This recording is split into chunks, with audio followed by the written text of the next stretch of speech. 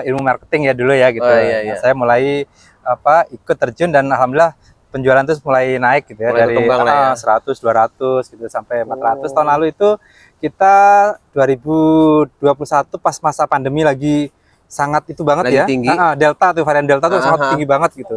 Itu 835 gitu. 835 ya, ekor. Betul. Dari cabang di sini aja atau? Enggak, tahun lalu kita hanya dua. Di Pulau Gebang sana. Pulau Gebang sama di sini. Di Pulau Gebang ada dua, jadi Pulau Gebang semuanya Pulau Gebang. Oh, dua-duanya di Pulau Gebang. Betul. Oh, gitu. Nah, tahun ini kita dengan manajemen yang baru, dengan semangat yang baru, kita buka di 7 tempat nih, Mas. 7 tempat ya? Ya, di Jakarta dan Depok. Banget. Yang iya, jadi tadi juga saya tanya sama koordinatornya, Mas Bang Ipul itu ya. Betul. Kita ada 7 tempat, Mas, katanya. 7 tempat, saya bilang dahsyat juga. Di sini aja udah luas banget gitu kan. Saya bilang. Di sini yang termasuk salah satu yang terbesar nih, kapasitasnya bisa sampai 600-700. Iya. Tapi belum semuanya keisi ya, belum semua. Nanti kita penuhi di sini.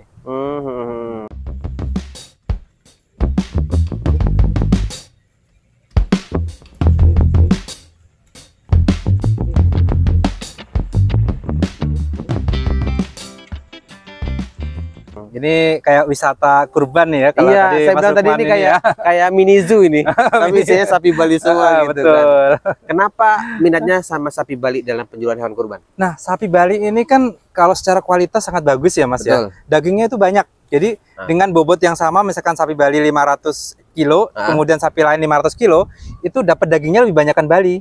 Iya. Nah, kemudian lemaknya tuh sangat tipis kalau sapi Bali itu. Lemaknya sama tipis. Betul. Makanya banyak orang yang semakin kesini tuh semakin suka dengan sapi Bali. Terus harganya juga sangat terjangkau dibandingkan dengan sapi yang lain. Iya, betul. Sapi lain kan mahal-mahal ya. Ini jamaah 7 orang iuran gitu ya, mereka bisa dapat 3 juta dapat sapi Bali ya. Kalau sapi limosin masih bakalan itu. Masih kecil itu. Betul. Tapi udah pernah nyoba belum sih selain sapi Bali, apa langsung ini sapi Bali aja yang pasti laku di Jakarta begitu? Kita sapi Bali sih pengalamannya ras Bali ya, Mas. Jadi sapi Kupang, sapi Bima itu kan ras Bali ya gitu. Nah, kita variasinya dengan itu saja gitu. Kalau yang lain paling kita nanti dengan partner-partner kita yang sudah kenal, mitra ya. Dengan mitra-mitra kita, ya sudah kalau ada konsumen yang nyari sapi limosin, sapi simental, itu bisa kita arahkan ke mereka. Oh, mantap. Tapi Bapak ada jual kambing juga nggak sih? Kambing enggak. Jadi khusus hanya sapi ras Bali. Ras Bali, betul. Oke. Kalau bicara masalah usaha, kita nggak bicara masalah untung rugi nih. Betul, Pak. betul. Nah, pernah nggak sih suka duka dalam bisnis tahunan seperti itu? Ruginya berapa? Pernah, Mas. Pernah. Gitu ya? Suka dukanya apa gimana? Betul. Jadi pengalaman terparah itu tahun 2018, Mas. 2018 itu kita penjualannya naik gitu ya, naik signifikan dari kalau nggak salah sekitar 200-an ke 400 gitu. 200 ke 400? Kita hampir 100% kan, kayak tahun lalu 400 ke 835 ya gitu. Nah, cuman kita administrasi kemudian pengelolaan kandangnya itu kurang rapi. Manajemennya kurang rapi, betul. Jadi kadang nyimpen uang itu taruh di tas gitu ya. Iya. Sementara manajemen keuangannya gitu betul, keuangan administrasinya lah ya gitu. Nah, Bu, terus pengiriman sapinya juga kita waktu itu masih mungkin kaget ya, dari 200 ke 400 lonjakannya lumayan tinggi gitu. Nah, itu HP kita tuh nggak berhenti berdering, Mas, gitu. Karena armadanya ternyata kurang. Kita kurang perhitungan gitu ya. Armadanya kurang. Armadanya kurang. Telepon tuh berdering setiap saat gitu ya, sampai HP mati gitu. Nah, di situ konsumen itu pada komplain, pada nanyain, sapi saya di mana gitu. Bahkan lucunya itu, Mas, sapi itu mau dipotong habis sholat Id. Nah, pas kita cek ternyata sapi ini masih ada di kandang kita. Padahal kirimnya harus ke Bogor tuh, Mas. Jadi itu miskomunikasi mungkin ya antara supir gitu ya sama yang di tim admin gitu. Betul, kita udah sangat hektik, sangat padat sekali ya gitu. Bahkan sampai nggak tidur, kelelahan kan gitu. Pas mau nyari supir habis sholat itu kan mereka sudah capek banget gitu, pada istirahat nyari mobil. Sebenarnya pada kemana nih? Sebenarnya ternyata sudah istirahat gitu. Harus ngirim ke Bogor gitu. Padahal dia udah pesen tuh, Pak, sebelum sholat Id kita mau potong. Pas kita, sapinya masih di kandang. itu miskomunikasi aja ya, Pak. Iya, betul ya, Pak.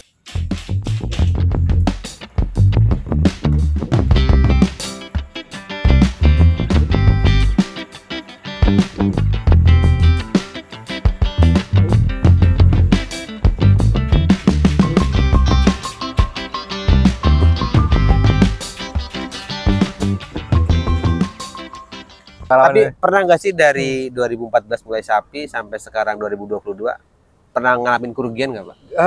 Kalau kerugian enggak sih ya, mungkin Alhamdulillah ya. Sedikit lah ya, mungkin kalau gitu profitnya sedikit gitu lah. Kalau iya, kerugian enggak ya gitu. Alhamdulillah ya. Alhamdulillahnya enggak lah gitu.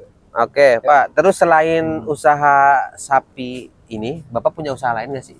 Saya masih melanjutkan di properti. Oh, masih melanjutkan? Ya. Dari yang waktu yang kemarin dulu rugi itu bangkrut, banyak utang, ya kita tetap lanjutkan karena kayaknya saya suka lah dunia properti gitu ya. Walaupun mungkin sekarang lebih kecil, nggak terlalu agresif kayak tahun-tahun yang lalu pas awal-awal mulai itu gitu. Kalau untuk tahun ini target penjualan berapa ribu ekor Pak? Target kita 1.500 tahun ini. Target 1.500. Iya, betul. Jadi dari tahun lalu 800-an, ya. Sekarang 1.500. Mau naik lagi tuh 100% lagi tuh. Pengennya, cuman kondisi ternyata ini ya. Iya, masalah PMK dan segala macam, kemudian menghadirkan sapi dari Bali juga agak sulit, izinnya sulit gitu. Makanya ya kita realistis mungkin di 1.000-an lah ya minimal. 1.000-an lah ya. Ya memang tadi saya juga bicara sama Kepala Dinas KPKP itu dia bilang untuk pedagang itu dan petani sekarang lagi rada sedikit puasa lah saya begitu karena sapi juga kalau misalkan kena penyakit PMK itu bisa mati ya kan. Betul. Dan distribusi dari luar daerah ke Jakarta itu agak sulit. Betul Mas. Walaupun kata beliau itu tadi disebutkan adalah kita bisa Mas akses melalui Jak Evo gitu katanya. Tapi saya udah nyobain Bu, saya bilang sulit gitu. Sulitnya di mana Mas? Ya nggak tahu, pokoknya sulit aja saya bilang gitu. Kan nggak semua pedagang tahunan seperti kita ini bisa langsung akses dapat begitu kan. Nah, makanya tadi saya bilang Bu minta solusinya lah gimana. Saya bilang begitu. Yaudah nanti pokoknya lapor ke Jak Evo, nanti kesulitannya langsung lapor ke KPKP Sudin masing-masing begitu. Ada hotline-nya. Iya gitu. Oh ya Pak, sekarang kita masuk lagi ke masalah usaha sapi. Siap. Beli sapi itu punya website nggak sih? Punya. Punya. Bisa order lewat website? Kita arahkan sih langsung kontak di situ ya gitu. Jadi nggak secara langsung otomatis gitu. Karena kecenderungan orang beli sapi itu Mas pengen ngeliat pengen lihat fisiknya, betul. Makanya kita mengarahkan gitu juga. Datang ke kandang, lihat sapinya, sesuaikan dengan budgetnya gitu ya.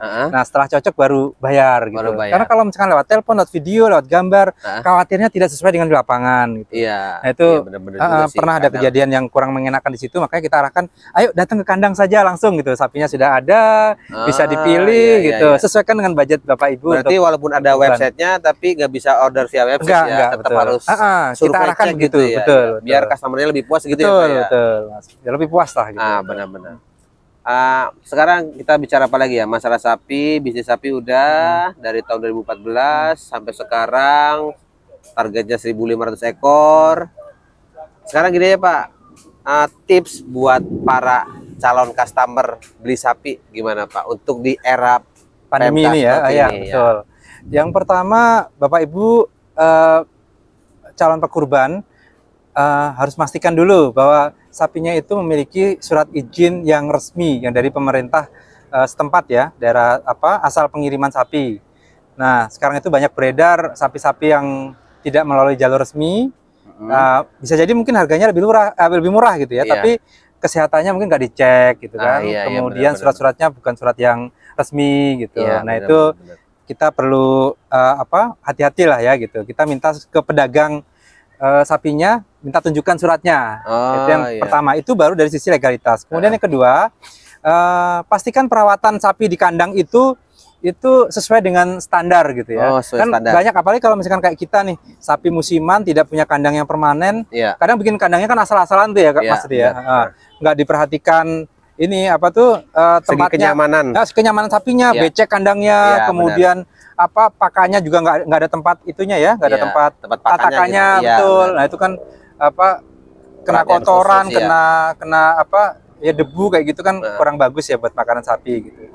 Kemudian yang ketiga ya jelas teliti track record si pedagang inilah gitu ya. Dia pedagangnya itu amanah atau tidak, kemudian pengalamannya bagaimana gitu. Betul, ini bisa ditelusuri. Kalau harga untuk saat ini saya pikir ini ya Mas, ada harga ada rupa ya gitu. Ya harga murah, tapi kalau misalkan sapinya nggak dirawat, pas beli gemuk, pas diantar kurus, ya buat apa gitu. Kecewa kan nanti. Walaupun kan gambarnya gitu. Sama tapi bentuknya beda. Betul.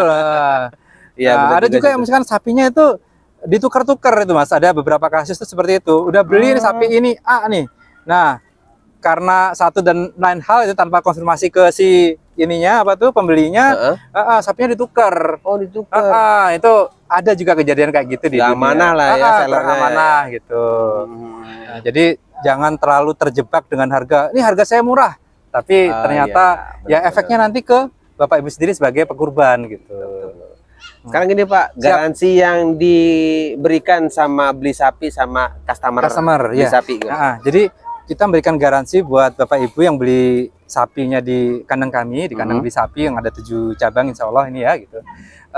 Kalau sapinya selama perawatan itu ada yang mati gitu ya, akan kita ganti dengan tanpa sapi yang baru, tanpa tambah biaya ya. Betul, tanpa biaya. Ganti dengan berat yang sama, dengan berat sama, bahkan kadang lebih gitu. Kalau nggak ada yang sama kan itu dapatnya kadang lebih, tapi itu nggak menjanjikan, yang minimal sama lah dengan sapi yang dia beli. Apalagi gitu. Pak? Kemudian kalau ada yang sakit berat, kalau sakit berat kan nggak bisa dikurbankan kan itu gitu. Itu juga sama kita ganti. Oke. Kemudian perawatan kita di sini alhamdulillah punya lokasi pakan sendiri Mas. Jadi kita sudah menyiapkan pakan jagung di Bogor itu seluas 8 hektar. Masya Allah. 8 hektar lahan jagung. Nah ini jagung-jagungnya di belakang ini kita ambil dari kebun sendiri Mas itu. Jadi untuk pasokan pakan di beli sapi ini insya Allah tidak khawatir gitu ya. Betul, kita tidak khawatir sapinya kurus. Betul. Jagung ini kan apalagi jagungnya juga tuh ada jagungnya ya Mas, itu kan karbohidrat tuh. Nah itu bisa dimakan sapi karena jagungnya nggak kita jual. Wah, mantap. Jadi memang khusus untuk sapi ini gitu. Iya, berarti udah prepare banget ya Pak. Kita siapkan Mas gitu. Sekarang di mana aja Pak cabangnya yang dari sapi? Cabang utama kita ada 2. Jadi yang pertama di sini di Basura ini Mas, Basura Pasar Gembrong Jakarta Timur. Yang kedua itu di Kodim, di samping Kodim. Samping Kodim Wali Kota Jakarta Timur. Betul. Itu yang kapasitasnya besar ya, di atas 400 ekor. Kemudian yang ketiga itu ada di Enggano, Jalan Enggano. Jakarta Utara. Yang keempat itu ada di Depok, di Juanda. Yang kelima itu ada di sini, apa tuh namanya, Halim. Yang ke-6 di Pulau Gebang, Kirana. Di pinggir jalan, jadi kita semua di pinggir jalan tuh Mas. Satu lagi? Terus satu lagi itu di Pondok Kelapa. Oke, cukup sekian, terima kasih. Karena cuacanya hujan kita ini, kita udahin dulu. Makasih banyak Mas Lukman, makasih. Udah sharing bareng sama Lukman. Terima kasih. Assalamualaikum warahmatullahi wabarakatuh.